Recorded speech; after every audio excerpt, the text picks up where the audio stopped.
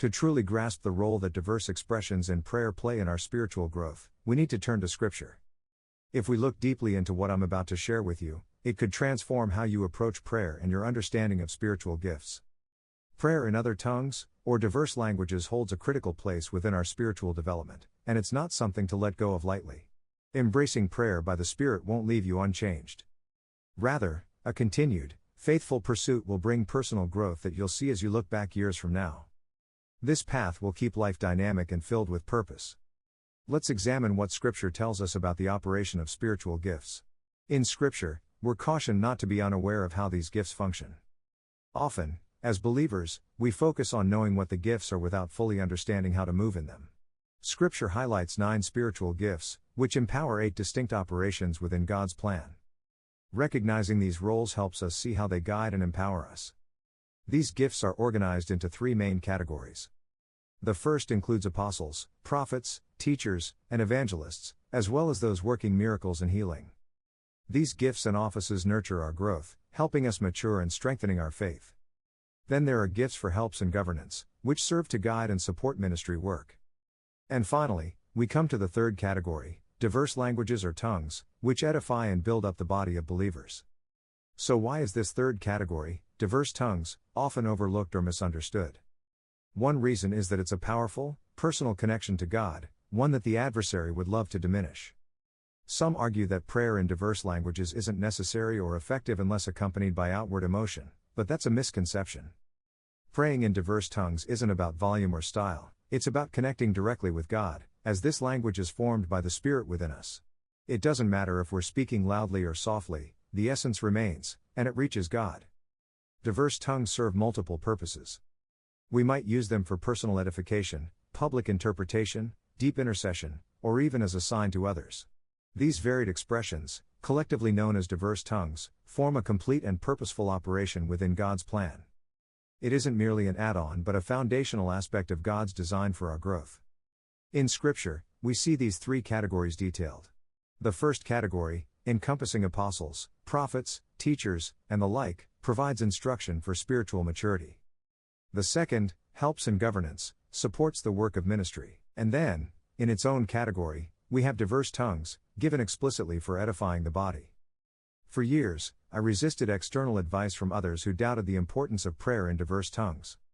They said it could lead to confusion or emotionalism, but I held firmly to this truth. When prayer became a focus, some people were concerned, thinking it would distract from other aspects of faith. But rather than run from prayer, I chose to lean into it and experience profound growth as a result. Scripture teaches that as God imparts gifts to us, He does so for a purpose. When we examine the roles of the apostle, prophet, evangelist, and teacher, we often see them as leaders. Yet every believer's role, empowered by the Spirit, is equally significant. We are all gifts to one another within the body of Christ, and no one's calling is more essential than another's. God's purpose is for each of us to grow, to support each other, and to work together to achieve unity in faith. Diverse tongues, then, are not just for individual benefit but are given for the edification of the entire community of believers. When each of us taps into this spiritual gift, we're contributing to a stronger, more unified body of Christ. It is essential to acknowledge the role diverse tongues play because they foster this unity, which we all need. If we want to see a deep and transformative unity within our community, embracing this gift is key.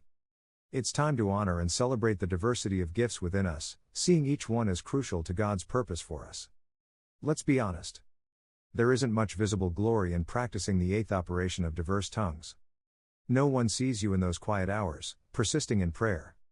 It's not like the roles of apostles, prophets, teachers, or miracle workers, where there's often public recognition. And that might be why fewer people choose to cultivate this vital practice, there isn't any spotlight. But if we're really honest, maybe it's time for us to stop looking for glory in external changes and instead focus on allowing God to transform us from the inside out. When are we going to plant our feet firmly on this foundation? Let's decide not to let ourselves get tossed around by every new situation. Let's make today the turning point, standing our ground with God's truth, refusing to run from our challenges. God has given us everything we need to be victorious, including this 8th operation that strengthens us, builds us up, and equips us to fight well. So let's stop making excuses, using busyness as a reason to avoid what matters most. Yes, it might feel like there aren't enough hours in the day, but if we invest even just a little time in prayer, it could change how the rest of our hours play out. Diverse tongues are a gift, one that empowers us to move forward and overcome the frustrations that make us feel stagnant. Many people find themselves going from place to place, from teacher to teacher, looking for solutions, hoping someone else will have the right answer. But if we keep searching for someone to simply agree with our view or our problem, we might miss the deeper growth God is offering. We could choose to follow what's popular, to listen to what's comfortable, but that won't bring lasting transformation. If we genuinely care about spiritual growth, we'll put our feet on the rock of God's truth and say, "Enough. Changing my situation alone won't bring real change. I need to allow God's word to transform me so that my true purpose can flourish." We each have a calling to be fruitful, to live fully in God's peace and joy.